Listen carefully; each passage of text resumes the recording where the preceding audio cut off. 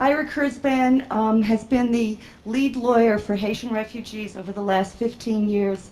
He's litigated cases, the leading cases in Miami, which have resulted in the ending of policies of mass detention, mass hearings of Haitian refugees, and has been an inspiration to many of us, began me in this work, and we are very honored to have him here today. He is also, of course, the special counsel to the government of Haiti and to President Aristide.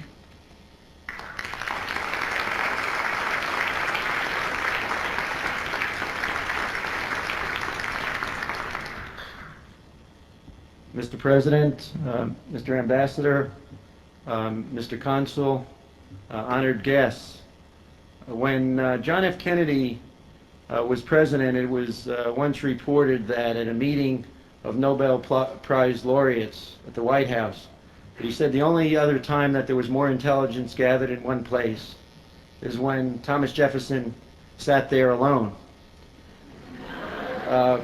For those of us who have worked with Jean-Bertrand Aristide, we not only believe this to be true, we know it to be true. Jean-Bertrand Aristide is a psychologist. He's an author of 6 books.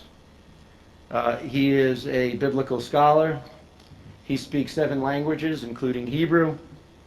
At 38 years old, he became the first democratically elected president of Haiti in an election that was supervised by the United Nations.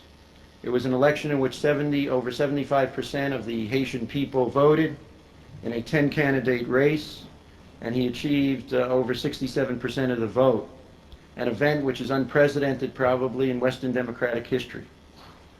He is a person who, in Haiti, and among those who have had the opportunity to know him, is a truly revered person. It is my pleasure, and I have to tell you that President Aristide, in his typical both humility and humor, has asked me today to speak on his behalf. And I have declined the opportunity to do so, Mr. President, not because they're not as interested in hearing me, I'm sure, as they are in you, but for the sake of time and interest, it is my pleasure to introduce the Honorable Jean-Bertrand Aristide, President of the Republic of Haiti.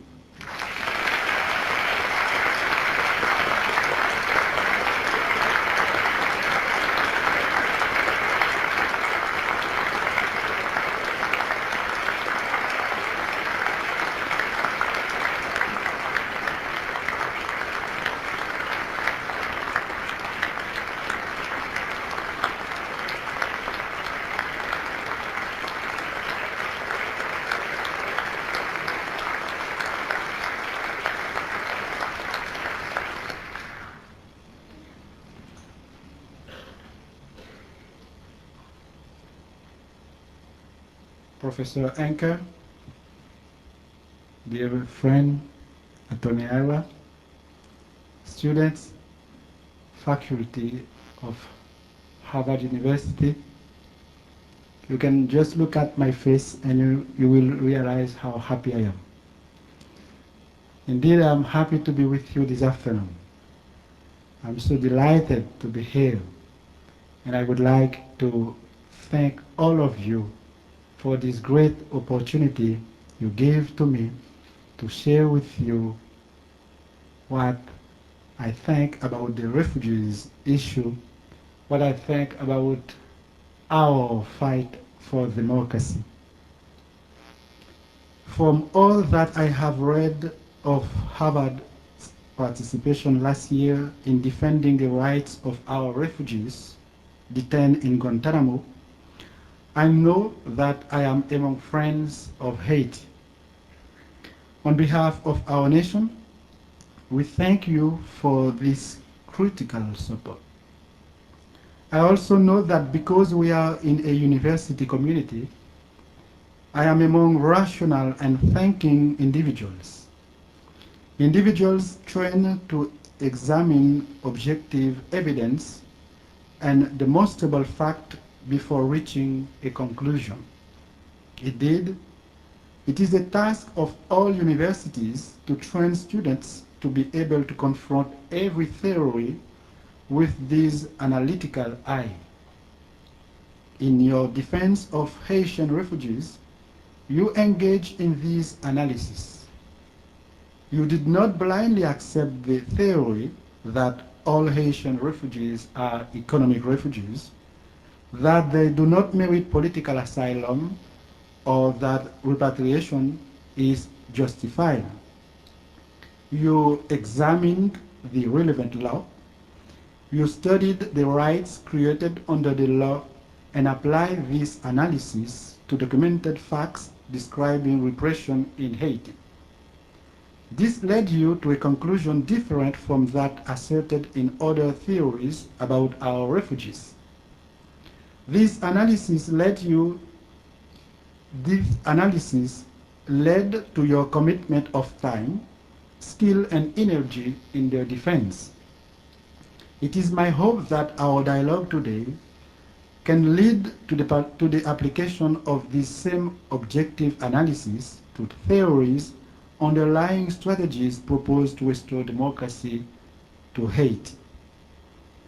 My dear friend Ira refused to talk for me, so in communion with him, I will continue to seek strategies. No doubt, in the last few weeks, you have heard many different views on the restoration of democracy to Haiti. One group claims to have the definitive plan for democracy in Haiti. Others think that the plan for democracy can somehow be concocted independent from Haiti's history and the current reality. And still others claim that Haiti is ready for only a certain kind of democracy. Everything is done in the name of democracy. Even the September 1991 coup is said to have been committed in the name of democracy. Those in Haiti with the weapons say that they are acting in the name of democracy, and at every turn cite the Constitution to justify their actions. In this rush towards democracy, two strategies have emerged: the strategy of the gun and the strategy of the pen. The coup leaders have chosen the gun. This strategy is rooted in murder, lies, economic self-interest, and dilatory maneuvers. This is not my subjective judgment.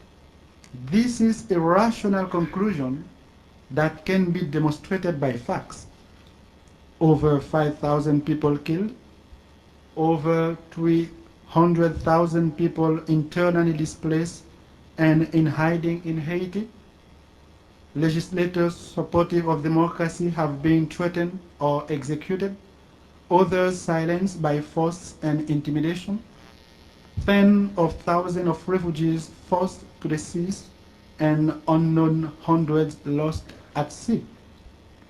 Last year in Detroit, I met a young kid from Haiti, close to 11 years old. He is a refugee, and I asked him, "Why did you leave the country?" He said, "I saw the military burning so many houses, burning so many people. I got afraid, and I just left." I asked him, "What about your mother and your father?" He said, "They don't know if I am here, whether or not I am still alive." You can imagine how tragic that can be, facing a young kid like that, being a refugee in this situation. There are so many kids who lost their mother, so many others who lost their fathers, as there are so many husbands who lost their wives, and so many wives who lost their husband. We have among us this afternoon someone who is very special to us, because she is one of the women who lost their husband. I'm talking about the wife of our Minister of Justice, they shot on October the way you knew. She is with us. If you don't mind, I would ask you to join me to encourage her. I'm talking about Mrs. Florence Elie. Could you come please a bit?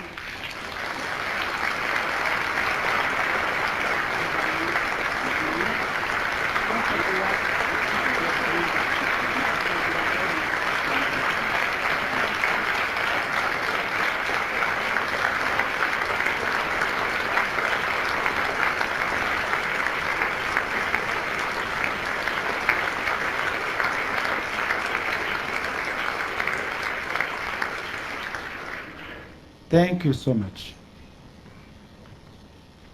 On September 11, 1993, the same day when in the church of Port-au-Prince-Sacré-Cœur, the military and the attaché people, they armed, went to that church and they dragged Antoine Ismeri, they shot him in front of the international observers, almost in the same place where they shot our Minister of Justice 1 month later.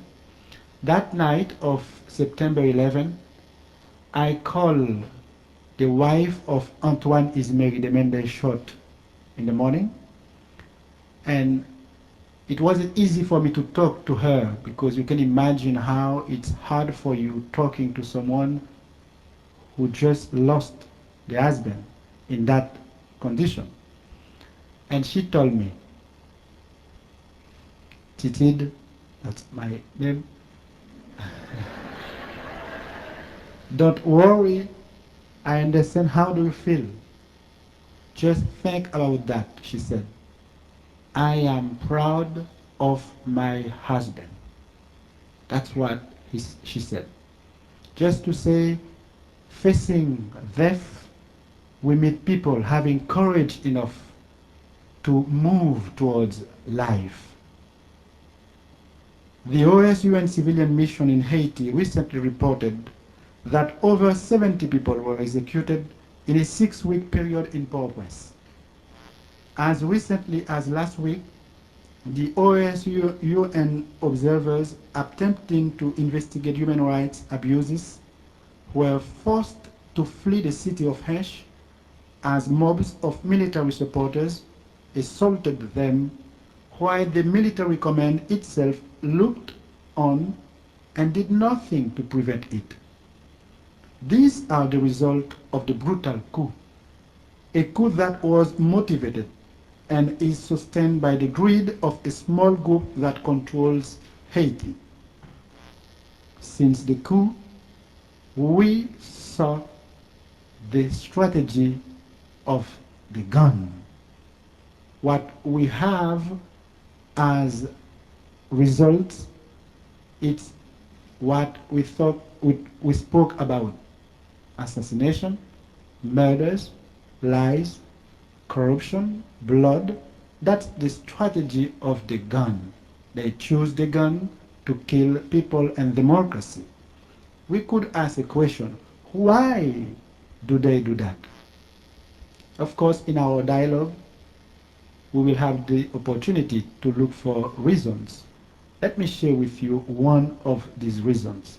For me, one of these reasons comes from drug trafficking. On August 1991, 1 month before the coup happened, we signed a bilateral agreement with the US government while the Vice President Don Quayle was in Haiti. It was an agreement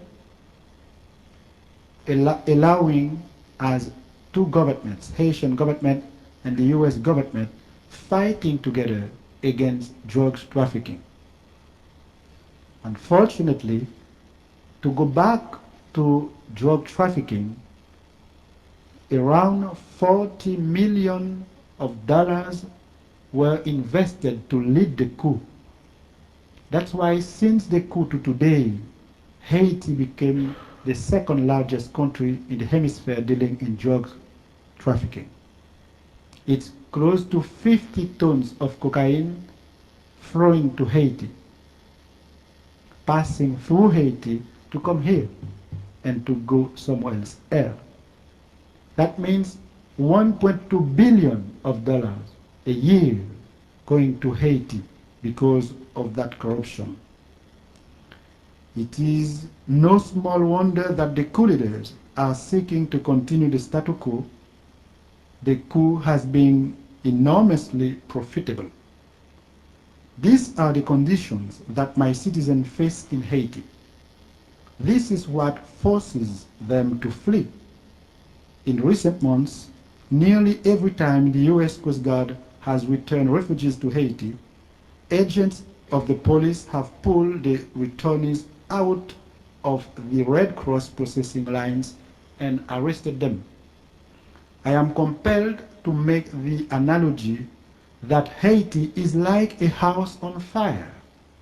When those inside somehow find a way to escape, the U.S. Coast Guard throws them back into the burning house. We, on the other hand, have chosen the strategy of the pen.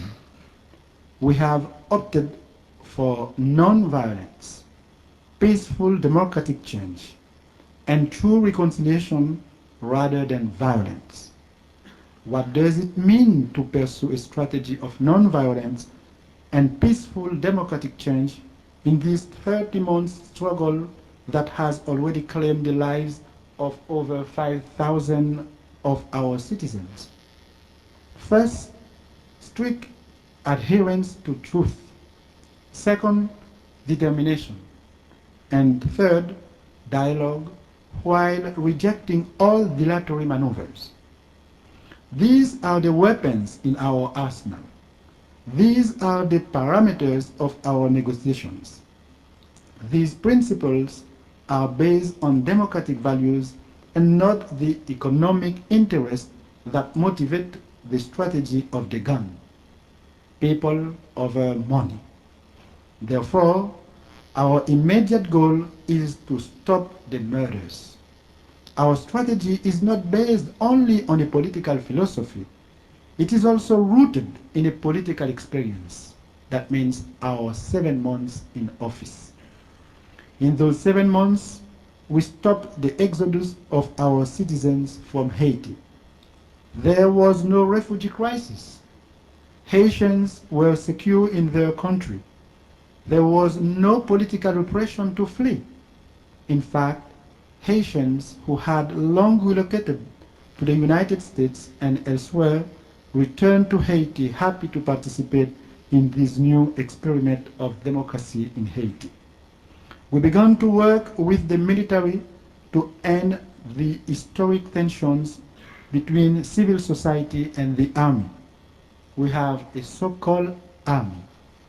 When you hear us talking about our army, please don't move from your army to understand our army, because we don't have an army.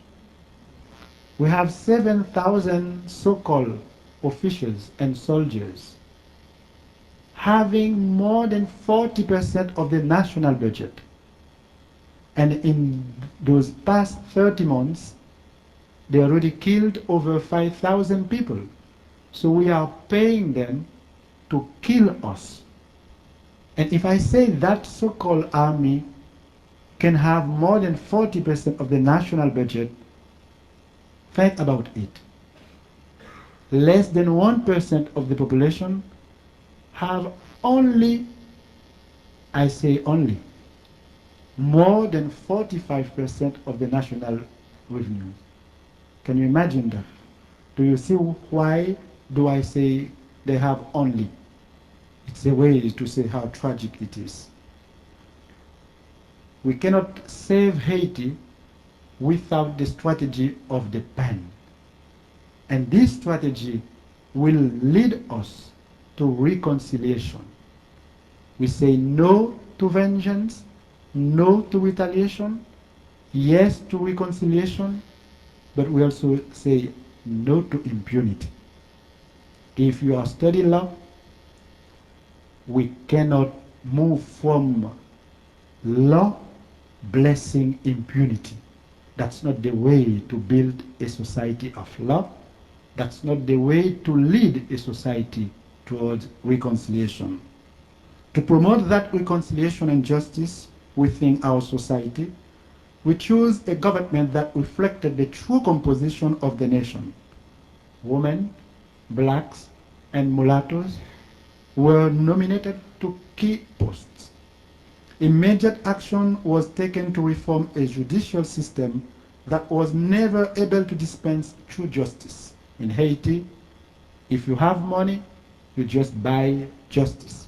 If you don't have money, forget about justice, you will not get it.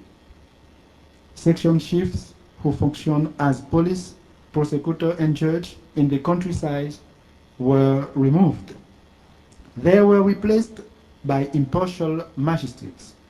These changes were welcome and began to instill faith in the democratic institutions that we sought to strengthen.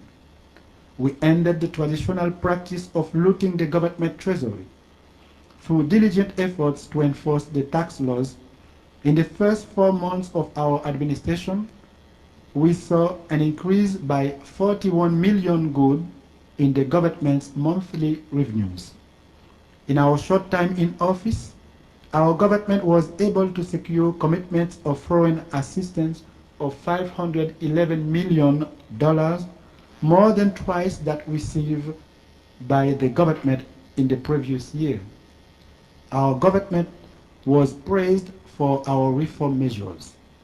The World Bank reported that, and I quote, "The coming into office of Haiti's democratically elected government provides a window of opportunity for the country to finally move towards sustained social and economic progress." As I have often repeated, we were moving from misery to poverty with dignity. And we still want to move from misery to poverty with dignity. Later, you will see why I insist by saying we want to move from misery to poverty with dignity. It's part of our strategy of the pen versus the gun that we have adopted to restore democracy, and it is consistent with democratic principles of justice, transparency, and participation that proved successful during our first 7 months in office. Under the strategy of nonviolence and peaceful democratic change, as a first step, the military high command and the chief of police must be replaced by military officials who respect the Constitution and will follow civilian authority. If not, the systematic violence, terror, and violation of human rights that our citizens face daily will continue. Until sufficient pressure is placed on them to ensure their removal, they will continue to consistently block efforts to restore democracy in Haiti.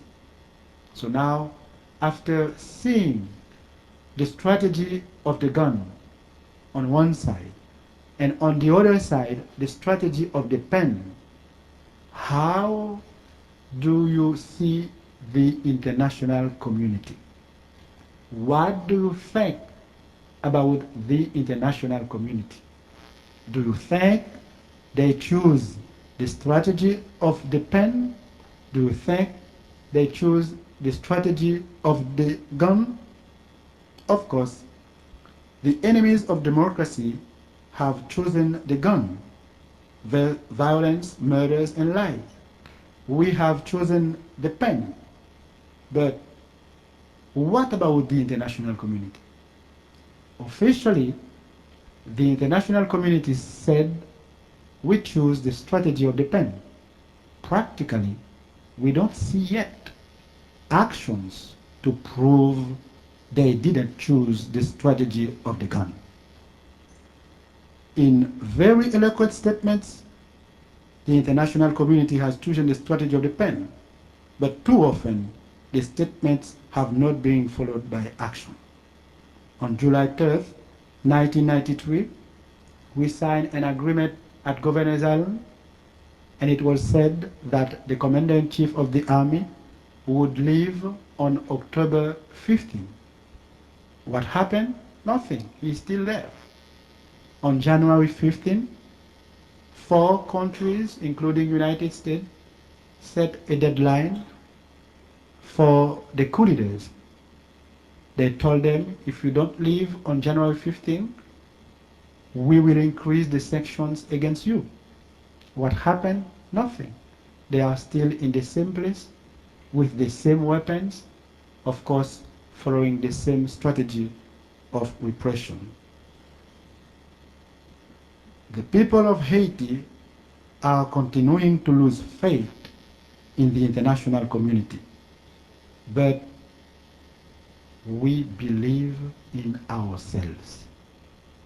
We will continue to believe in ourselves as a people, proud people, fighting in a peaceful way for democracy, dying for democracy. And because we know that hope is the people and the friends, the real friends of the people, we will continue to say democracy will be back because of us and our friends. That's why even if the Haitian people continue to lose faith in the international community, I can tell you, this is my faith, they will never lose faith in themselves. Our nation of over 85% illiterate citizens is not complacent. Despite the violence, the people of Haiti continue to fight for democracy. In the face of this embargo, the people continue to support our government. It is an embargo, a real one, a total one? No, it's a sham embargo. That's why the people of Haiti continue to fight for democracy, even they realize that this sham embargo, instead of the total one we asked for, will not lead us to democracy. Fighting, of course, we will reach that level where democracy will flourish. They denounce the violations of human rights by the military leaders and risk their lives to participate in secret networks that give refuge to those in hiding. 30 months since the coup, and the Haitian people continue to resist. They have chosen to break from a political tradition dominated by dictatorship and marred by repeated military coups. And that's why, when they still continue losing faith in the international community, facing their history, we understand we can move toward that democracy. This is one fact which is very eloquent. We got our independence in 1804. Since 1804 to 1957, when Duvalier took office, we had 36 Haitian heads of states. Among those 36, 24 were overthrown by a coup. So the army used to pass from a coup to another one. But since the last coup, which happened 3 years ago, something is different. There is a kind of move towards the structures of exploitation, of repression. And the people of Haiti, while losing faith in the international community, is still having more faith in themselves. And of course, in our real friends like you. So we move towards a new world order. That march towards self-determination revived in February 1986 with the overthrow of Duvalier, peaked in 1987 with the ratification of the Constitution, and culminated in the first free and fair elections in our nation's history in December 1990. This march cannot be stopped. What do you conclude then? We pass from the strategy of the gun, we face the strategy of the pen, we look at the international community, and now how could we look at ourselves facing this reality, facing the strategy of the gun versus the strategy of the pen? There is a current in philosophy that pushes for the human will to be rational, logical, and based in scientific analysis. The German philosophers Hegel, Husserl adopted phenomenology as a philosophical methodology to examine events without preconceptions so as to discover the transcendent structures of the conscience.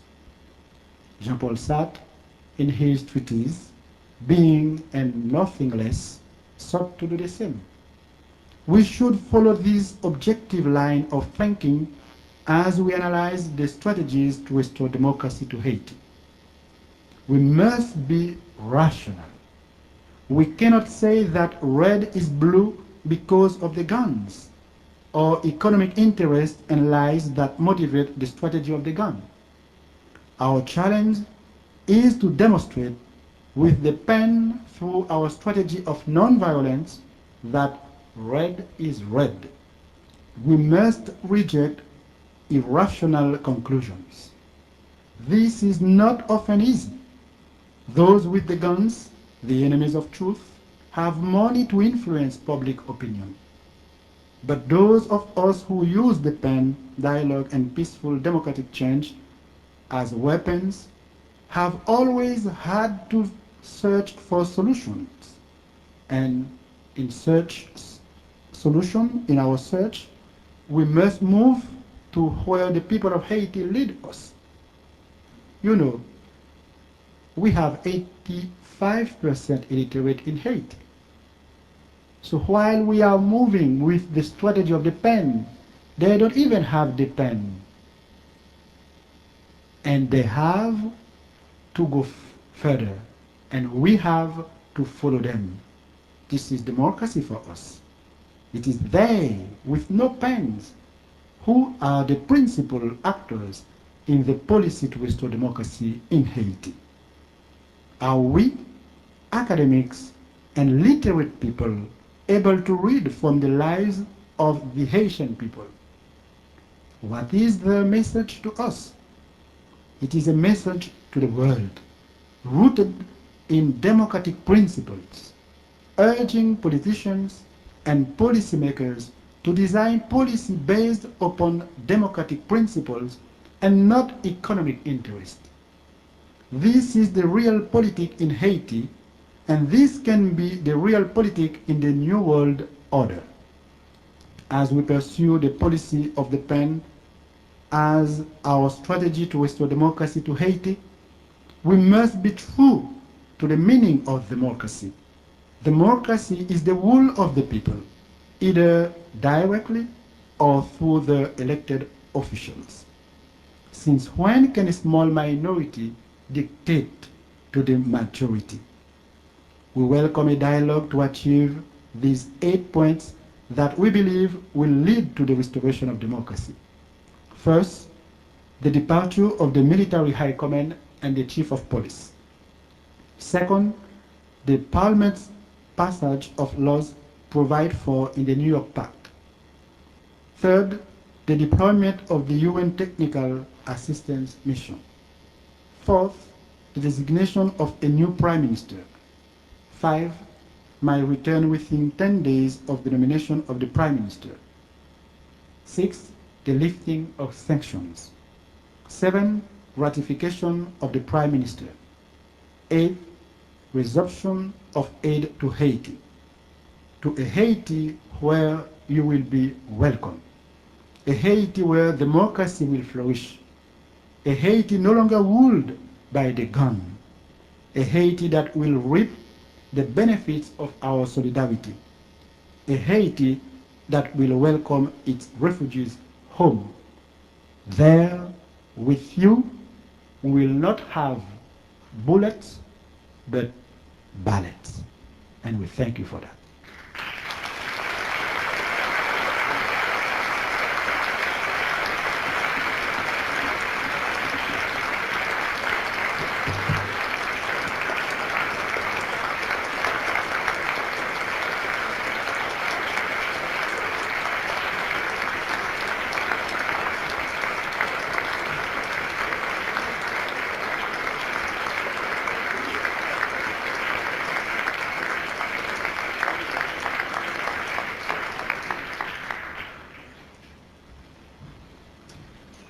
Professor Steiner, who is the director of the Human Rights Program, is going to moderate the question and answer part of this program.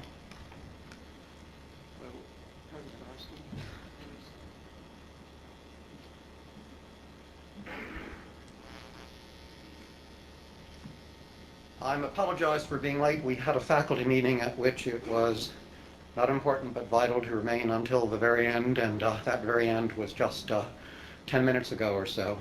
So I'm sorry to have missed part of your talk. I had the privilege of hearing the end of it. What we have now is a period of roughly half an hour for questions, and I see mics on either side, so that I suggest that those of you who wish to put questions advance to one or the other mic, and I'll simply, oscillate between them.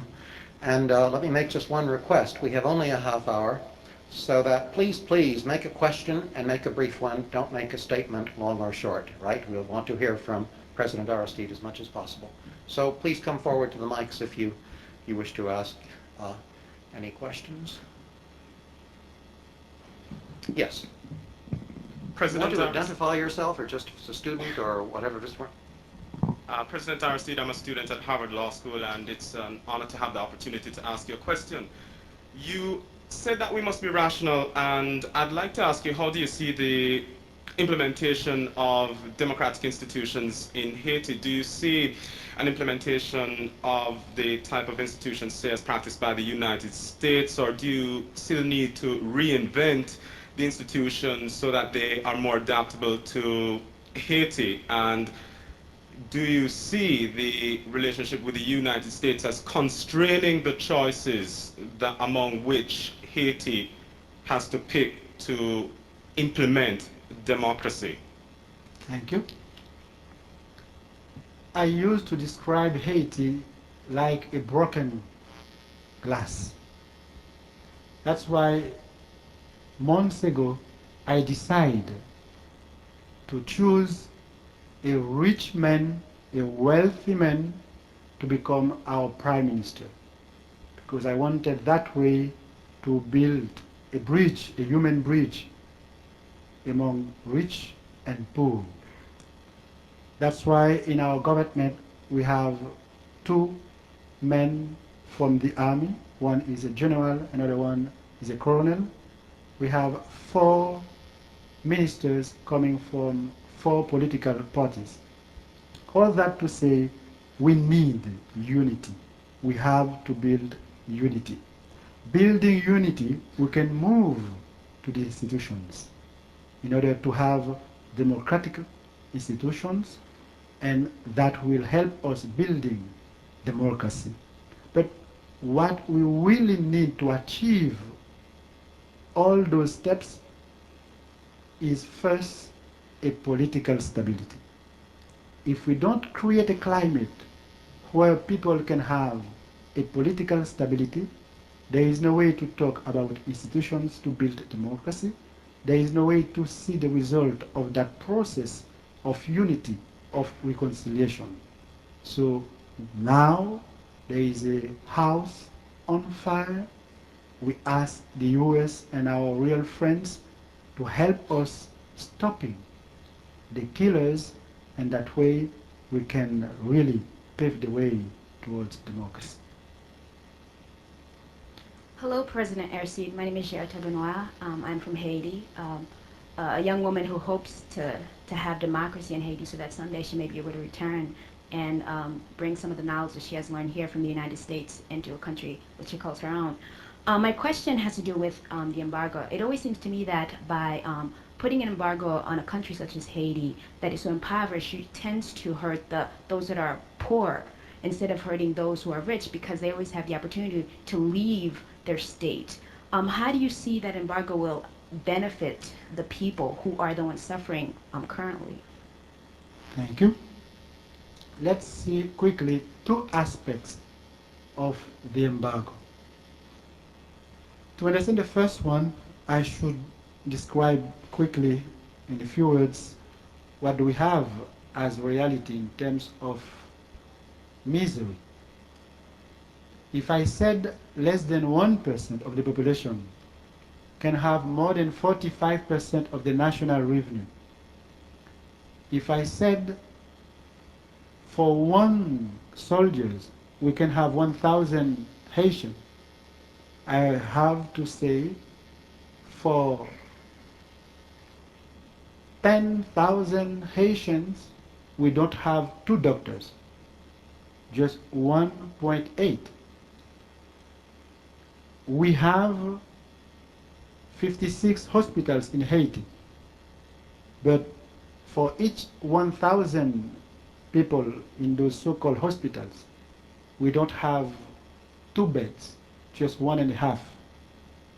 I describe that to say we have a country where 70% of the population are living in the mountains, and there is no hospital, there is no electricity, there is no school, because after 200 years of independence, we still have 85% illiterate.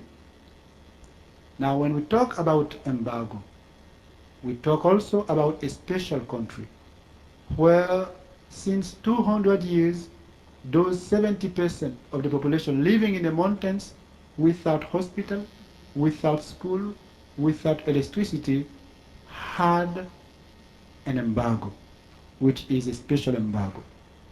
Now, the second aspect of this question is this. We don't have a total embargo which would make it in a shorter time. We have a sham embargo because, according to me, there is no political will to have a total embargo. If we had a total embargo, time ago, years ago, we would solve that problem. That's why we still don't have that total embargo, but a sham one which make the coup leaders becoming richer, and some rich richer, while the poor are suffering.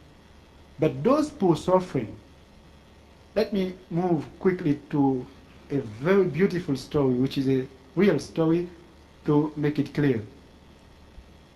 I met a journalist in Paris. He came from Haiti, especially from Cité Soleil, a poor place, where he met a lady, and that lady was pregnant. And the journalist wanted to know what that lady thinks about the embargo, what she thought about the embargo. And the lady told him, "Is it true you want to know what do I think about the embargo?" The journalist said, "Yes." "Do you see I am a pregnant lady?" The journalist said, "Yes." "When I will have my baby," she said, "I will call him embargo." I will call him embargo.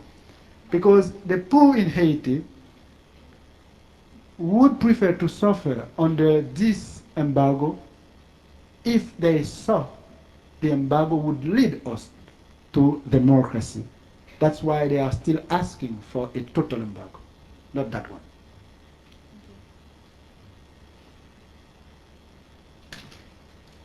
Yes, you may go to that one. That's fine. Yes. Bonjour, Président Aristide. Pour tout élève haïtien qui l'a aujourd'hui, je veux dire que nous bien contents, well, merci. For those who don't speak Creole, I thank President Aristide for his visit today on behalf of the Haitian students at Harvard University. Given the U.S. imperialistic interest in Haiti, as well as the military's refusal to relinquish power, Many would argue that a nonviolent approach to restoring democracy would seem rather unrealistic, and that only a popular armed revolution would remove the criminals from power and restore democracy to Haiti. Why have you ruled this option out? Thank you. Difficult question. I will answer. Un gros coup de chapeau pour tout étudiant haïtien qui l'a. Et je suis content de ramasser.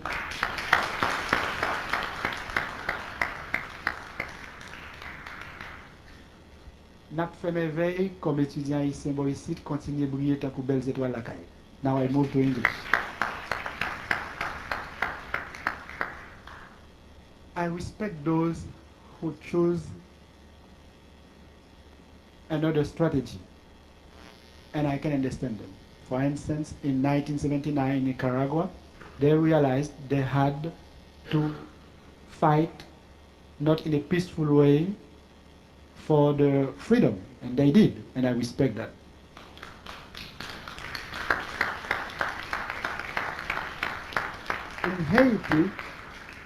In Haiti, where we have an island, where those who have so many weapons, they are so rich, $1.2 billion a year, that's what they are getting. So money enough to buy weapons, in addition of what they already have.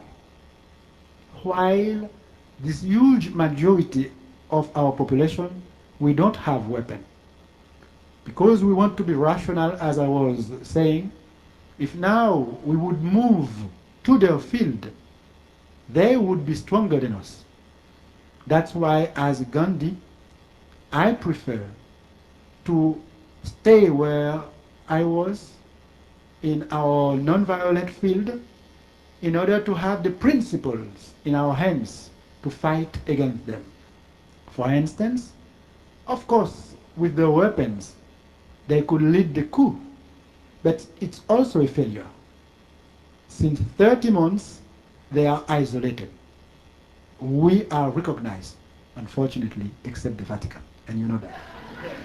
So, we will continue pushing for a non-violent strategy while we recognize a legitimate defense as a moral issue.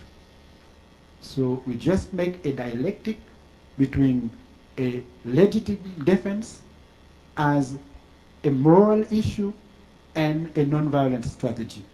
And there is no doubt, from my point of view, we will win. We will win. We will win.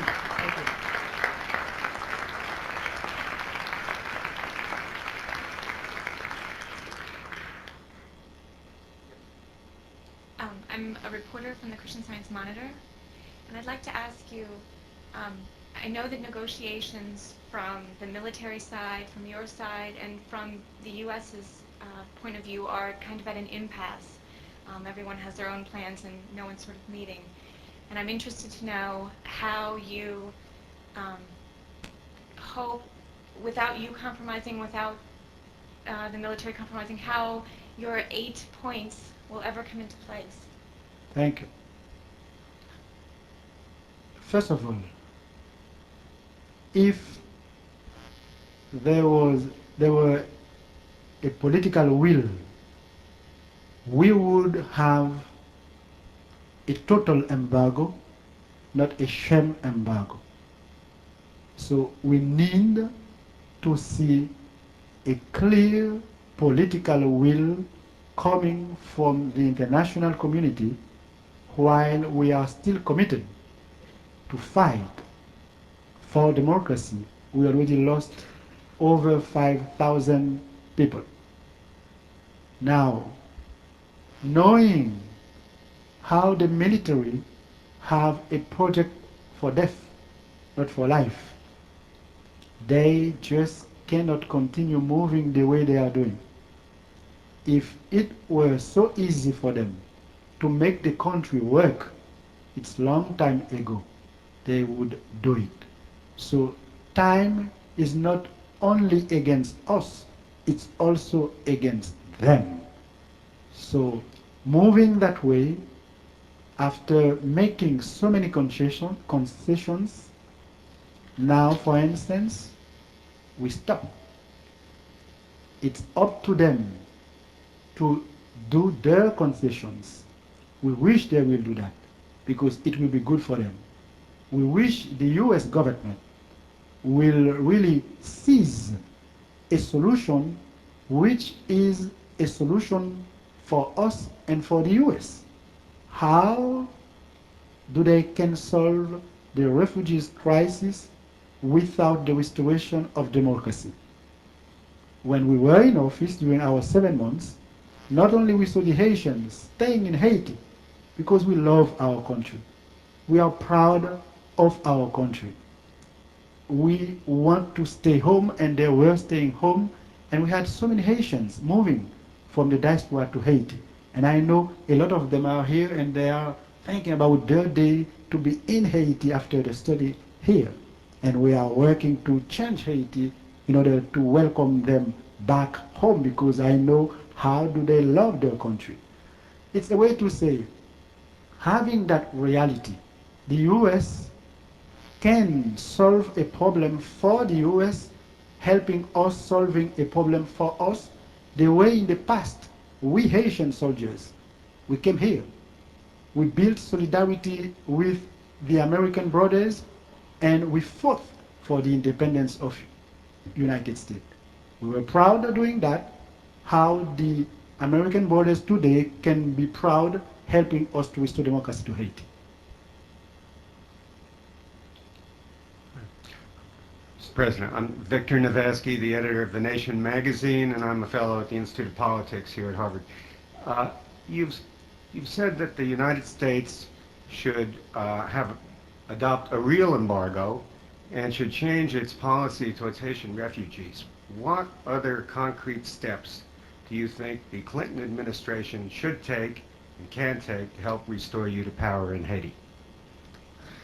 I think it's not easy for them to move to any other step if they don't demonstrate that political will I was talking about.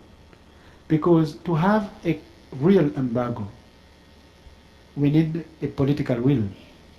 To close the border between Santo Domingo and Haiti, it's just a question of having a political will. When the United States, with 3 other countries, told the military, if you don't step down on January 15, we will increase the sanctions against you. By doing that, I am convinced we would already have the solution. And this is, from our point of view, the first step which has to be reached, but first of all, we need a political will. Do you have a sense whether the impasse is in the White House or the State Department or where it is in our government? Allow me to answer that way. It's somewhere.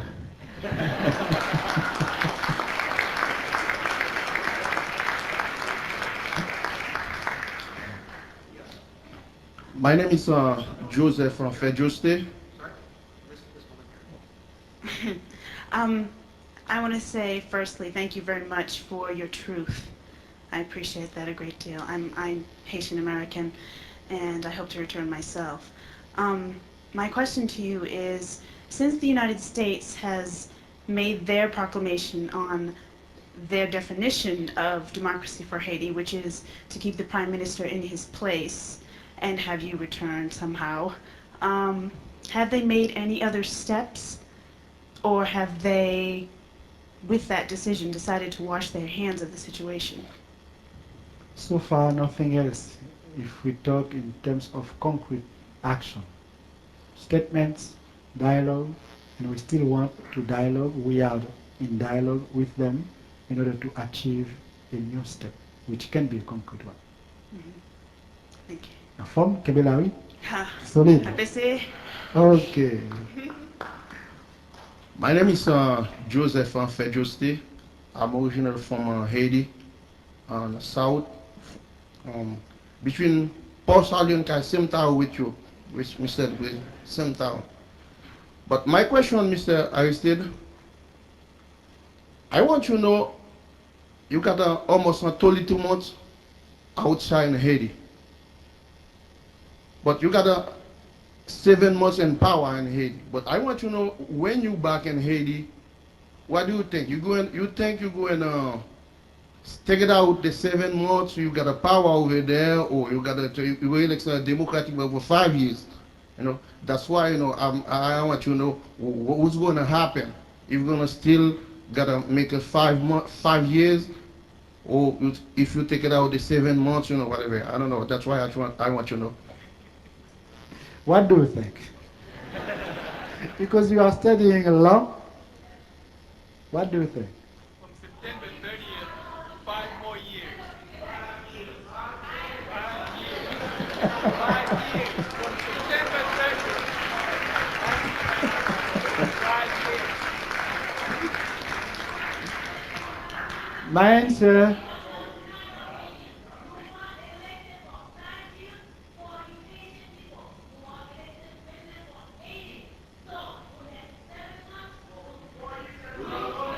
Okay. Yeah. Now, here is my answer. Thank you.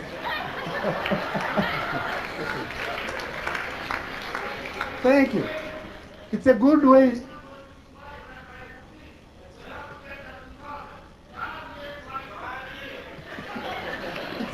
It's a good way to talk and practice democracy. The president has to listen to the majority. Why? Thank you. So here is my answer. While I will continue to listen to the Haitian people, I will respect the Constitution. Ok, Mr. President, que mda reme ko fè 5 ans paske mbezwen tou nan lakay, mda reme al lakay.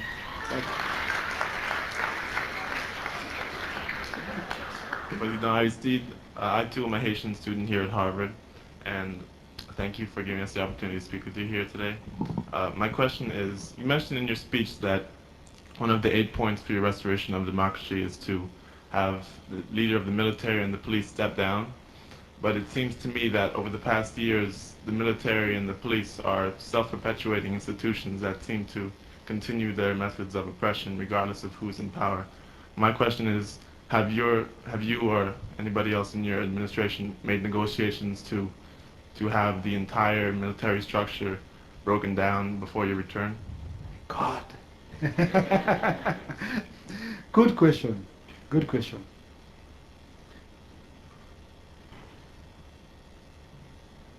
If I want to continue to be frank with you, I just have to say the Haitian people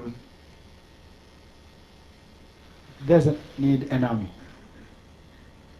And they often say that. They don't need an army. They need a police force. That's what they say. Now, because I have to respect the Constitution, I have to recognize that I cannot disband the army.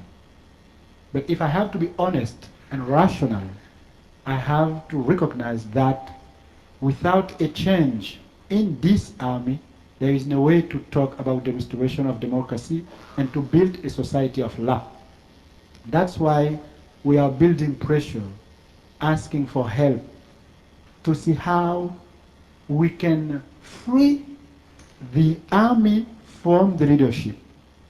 Because the army is captive of its own leadership.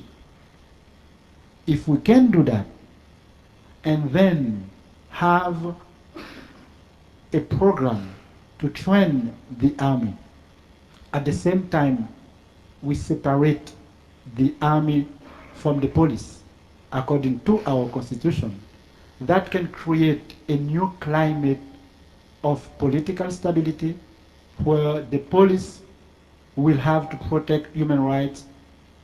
The army will have to do only what the Constitution asks it to do, and the executive branch doing only what the same Constitution asks him to do.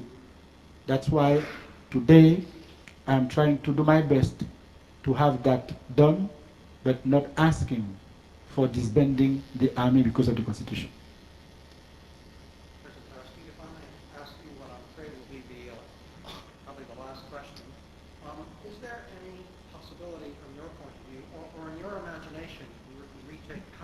Haiti, do you see any desirability, need, or possibility of some form of international or foreign peacekeeping or military force, whether through the UN, the OAS, the USA, or whatever?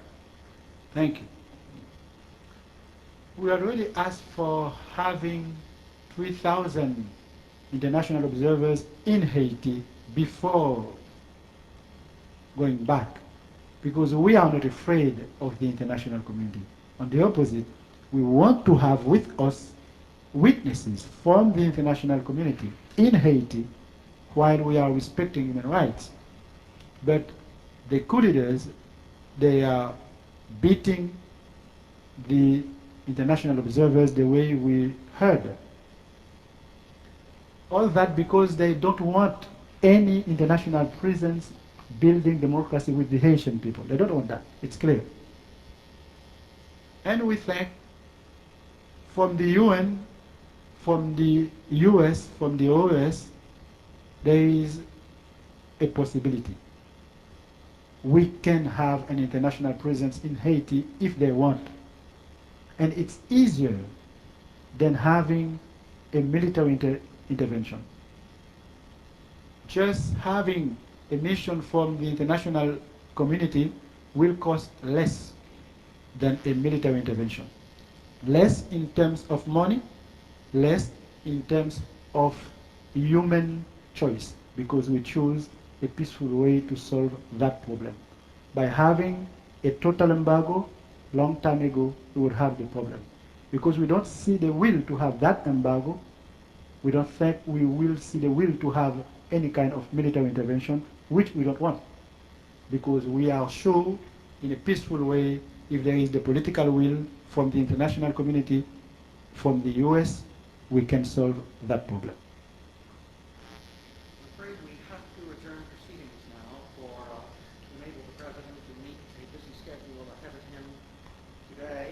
I want to thank you very much, as others have thanked you, as one of the several sponsors, for coming here and engaging in this extraordinarily interesting talk and conversation with this Harvard community.